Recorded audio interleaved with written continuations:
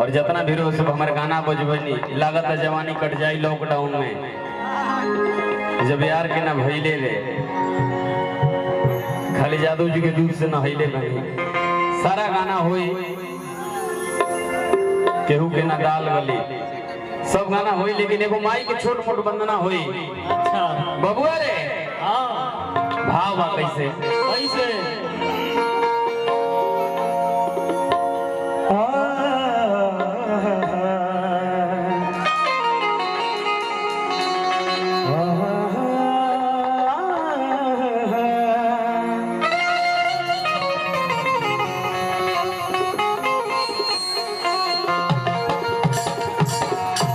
मुफ्ती बाजार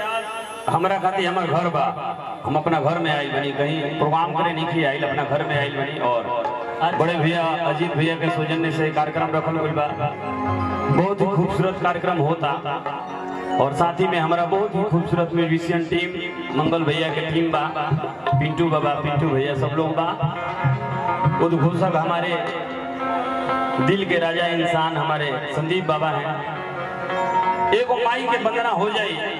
आ एकरा बाद जौन कहब उहे होए चाहब कि जितना भी डांसर लोग आइल बा लोग सब लोग माई के वंदना में उपस्थित होकर लोग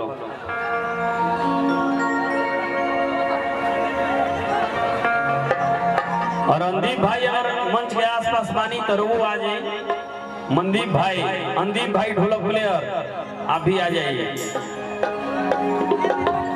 देखिए वो भोजपुरी में कहावत कहल बा भैया का कहल बा कि संगीत संगीत मेहररुई गाड़ी ना हो। अच्छा संगीत संगीत मेहररुई गाड़ी ना हो ये मुफ्ती बाजार में बेचाए वाला आलू भंटा के तरकारी ना हो। जे जतने सीखी उतने पाई है भैया जे जतने सीखी उतने पाई केहू के बाप की जिम्मेदारी ना हो। ऐसे भाव बा का भाव बा हो एगो लइका माई के शरण में गोइल बानी होरा करता कहता कि महतारी हाँ का कहता जेकरा पे नजर फेर देलू अच्छा वो का से का हो जाला का हो जाला भाई लइका तारा शरण में आइल बनी होरा करता चंदन बाबू कोना भाव में कहता लइका कौना भाव में हो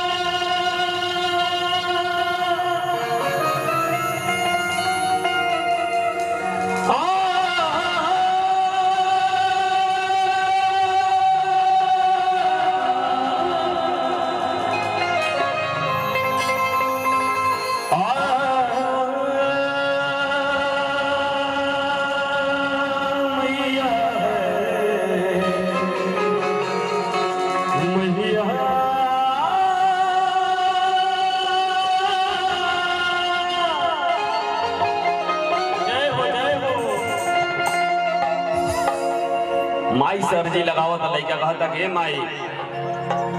का कहता माई जीने का सबब सीखा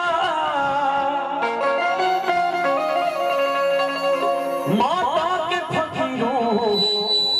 से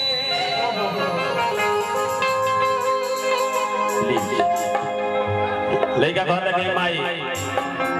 आप लोग को हम बुलाए हैं मंच पे आप लोग आइए कष्ट करिए आने का आवाज हो गोरी सब लोग आओ मंच पर। यह दुनिया में जितना भी अच्छा कर्म करिएगा बुरा कर्म करिएगा वो हाथ के लकीर में लिखा जाएगा। अगर गलत कर्म करत हो एक बार गलती के बाद बापन भैया अगर गलत कर्म करत हो तो अभी उसे सुधार नवरात्र के समय में लइका कहता का कह